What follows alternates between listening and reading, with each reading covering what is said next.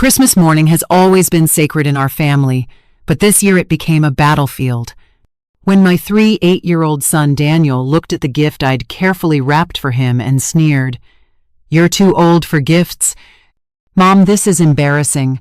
I knew our relationship had reached a point of no return.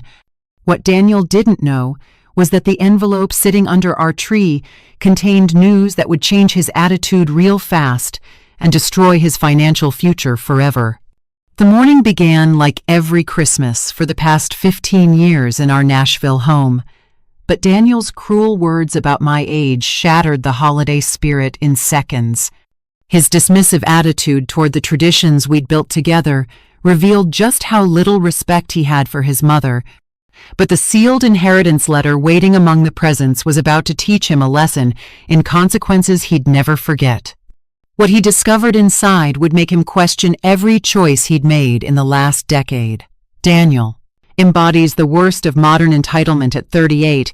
He's a successful pharmaceutical sales rep who earns 6 figures, but somehow always needs money, believing his mother's assets exist solely for his benefit. His arrogance has grown with his income, and he treats family gatherings like business obligations rather than precious moments with his aging mother.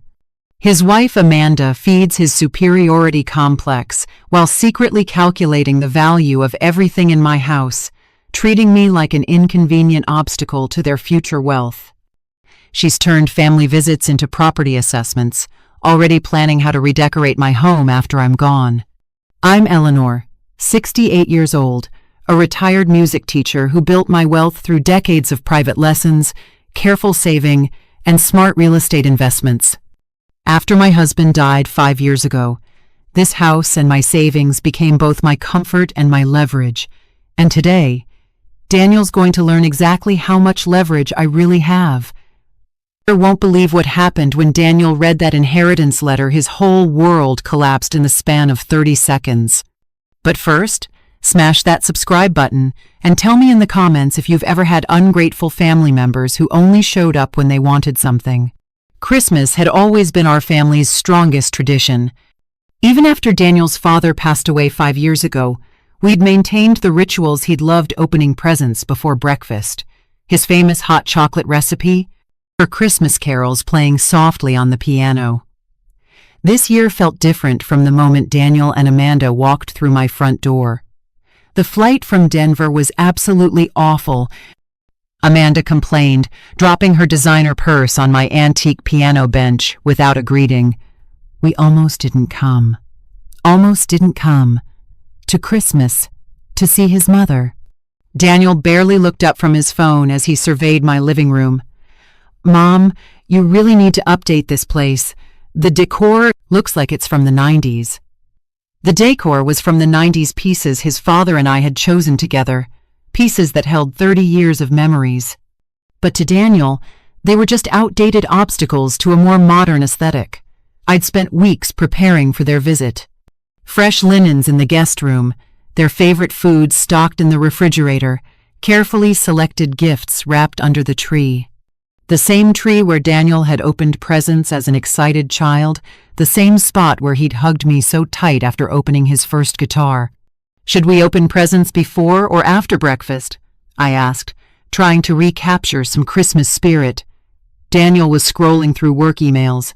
"Whatever. Let's just get through this. Get through this."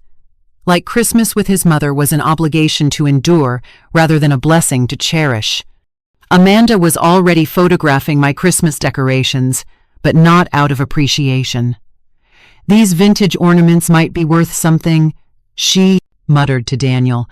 "We should look into having them appraised." Appraised? They were talking about selling my Christmas memories while sitting in my living room on Christmas morning. "I made your father's hot chocolate recipe," I offered, hoping to shift the mood. "Mom, we don't drink sugar anymore," Daniel said without looking up. "It's not good for people our age. You should probably cut back too, considering your health." Considering my health. I was 68, walked 3 miles every morning, and had just passed my annual physical with flying colors. But to Daniel, I was already 1 foot in the grave. I brought out the gifts anyway, the same ritual we'd shared for decades. But when Daniel saw the carefully wrapped package with his name on it, his reaction shocked me to my core. "Seriously, Mom?" Daniel held up my gift like it was contaminated. "You're too old for this gift-giving stuff. It's embarrassing watching you try to act like Grandma when you should be thinking about more practical things. Too old. At 68, I was too old to give my only child a Christmas present." "Daniel, that's incredibly rude," I said quietly. Amanda jumped in with fake concern. "Eleanor, he's not trying to hurt your feelings. He's just worried about your financial planning. At your age, every dollar counts for health care and end-of-life expenses." End-of-life expenses. On Christmas morning, my daughter-in-law was discussing my funeral costs. "Besides," Daniel continued, warming up to his theme, "these little gifts and traditions are kind of juvenile, don't you think? We're adults now. We should be having adult conversations about adult topics." "Like what?" I asked. "Like your will," Amanda said bluntly. "Like what's going to happen to this house. Like whether you've made smart financial decisions or if we need to step in and help manage things." Step in and manage things. They wanted to take control of my money while I was still alive. Daniel nodded enthusiastically. "Mom, we've been meaning to talk to you about this. You're living alone in a 4-bedroom house you can't really maintain anymore. The property taxes are probably eating up your fixed income." My fixed income was actually quite substantial, thanks to decades of smart investments in rental properties. But Daniel assumed that retired music teachers were automatically poor. "We think it might be time to consider downsizing," Amanda said with practiced sympathy. "Something smaller, easier to manage. Maybe one of those nice senior communities." A senior community. They wanted me in an old folks' home so they could sell my house. "And honestly," Daniel continued, "watching you try to keep up these Christmas traditions is kind of sad. You're not getting any younger, Mom. Maybe it's time to accept that some things need to change." The cruelty of his words hit me like a physical blow. My own son was telling me that my love, my traditions, my very existence was an embarrassment he had to tolerate.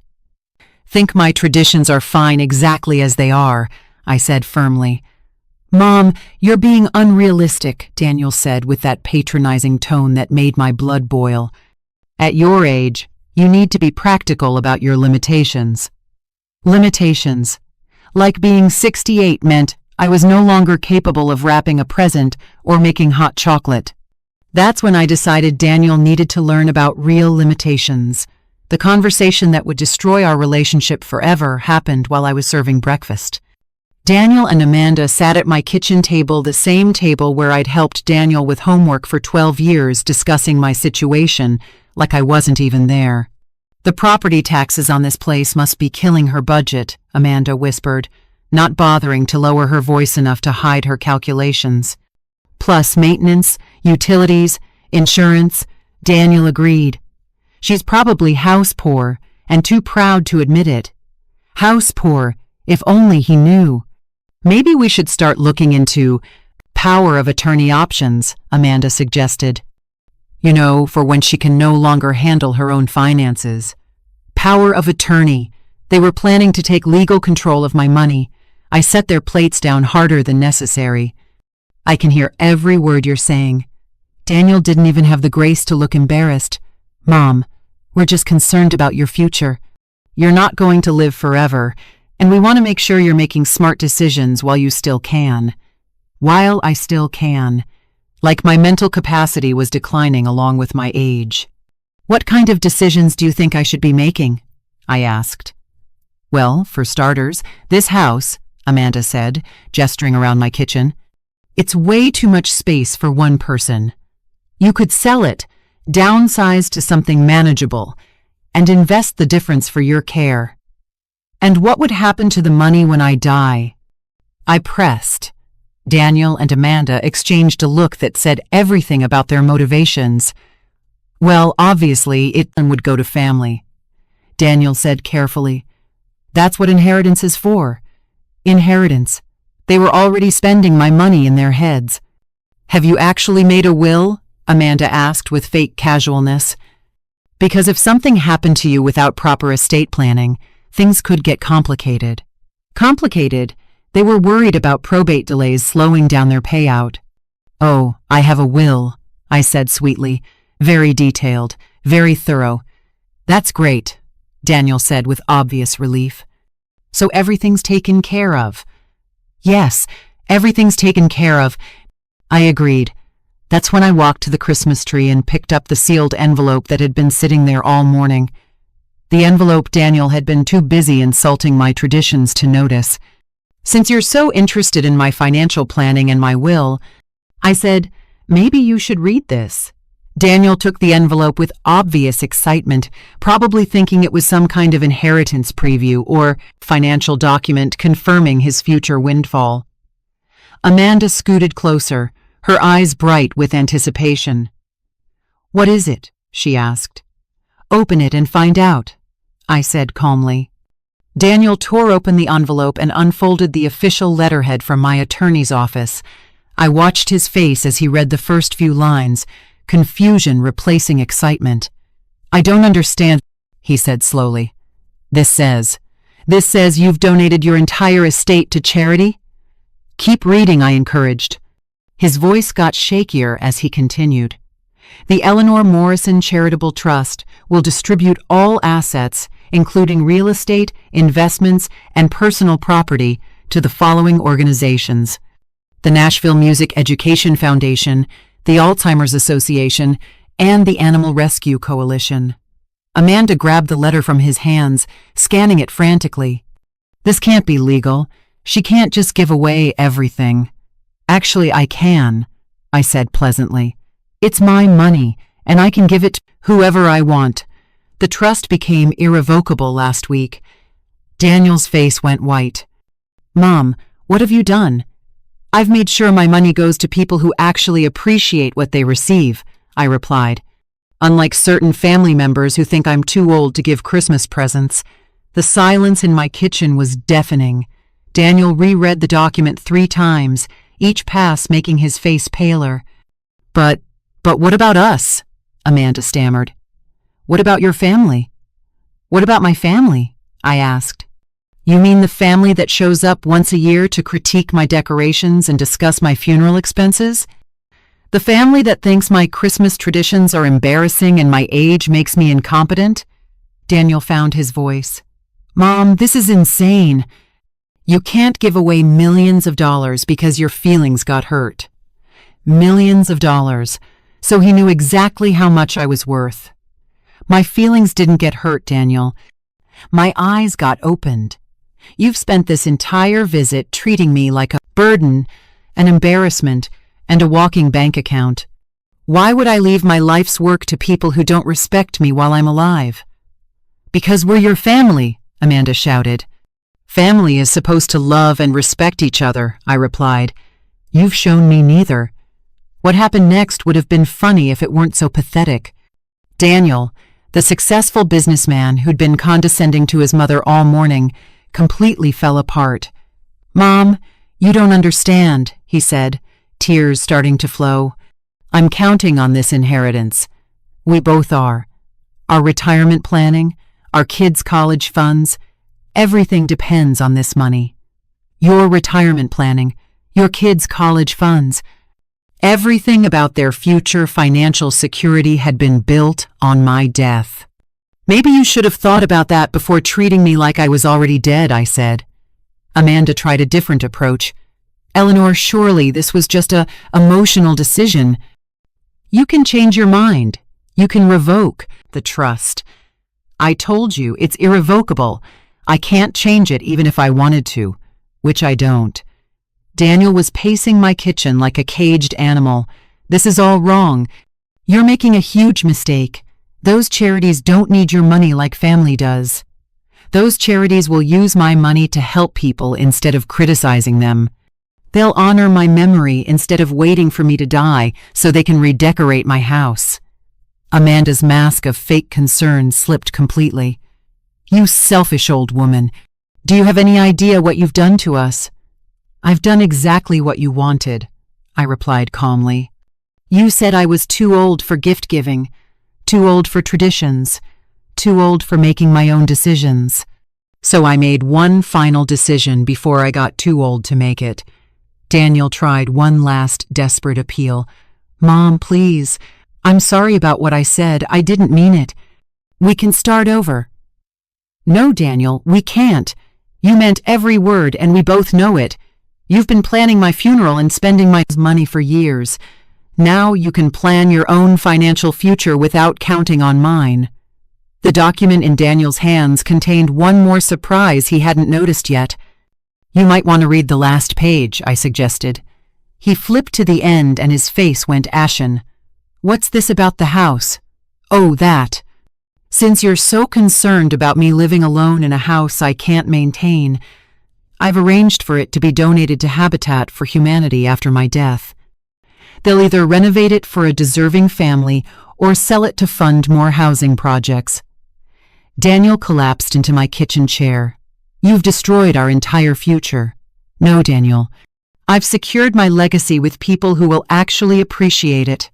Your future was never my responsibility anyway." Amanda was already heading for the door. "We're leaving." "This is insane." "Merry Christmas," I called after them. But Daniel wasn't finished. As they gathered their coats, he turned back to me with pure venom in his voice. "You'll regret this, Mom. When you're old and alone and need help, don't call us. We're done." "I'm already old, Daniel.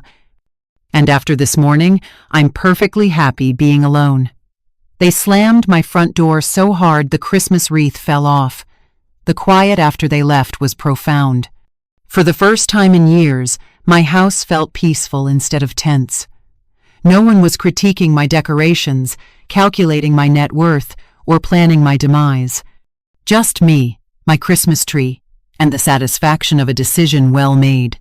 The hardest part wasn't Daniel's anger, it was accepting that the son I'd raised no longer existed. Somewhere along the way, the little boy who used to help me bake cookies had become a man who saw me as nothing more than an obstacle to wealth. But losing Daniel also meant losing the constant stress of his expectations. No more worry about whether he approved of my choices. No more pressure to justify my spending or my independence. No more pretending that his annual Christmas visit was anything more than an inheritance inspection. Word of my charitable donation spread quickly through Nashville's music education community. The foundation president called personally to thank me, explaining how my donation would fund music programs in underserved schools for decades. "Mrs. Morrison, your gift will touch thousands of children's lives," she said through tears. "They'll learn to love music the way you taught your students to love it." The Alzheimer's Association sent a representative to discuss how my donation would fund research and family support services. Having watched my own mother struggle with dementia, I knew the money would make a real difference. Most touching was the letter from the Animal Rescue Coalition, describing the shelter facility they could build with my donation. Dogs and cats who would otherwise be euthanized would have a second chance at life. My money would create joy, hope, and life instead of enabling entitled behavior. Daniel's cousins, my late husband's family, reached out when they heard what had happened. They weren't surprised by Daniel's behavior, apparently.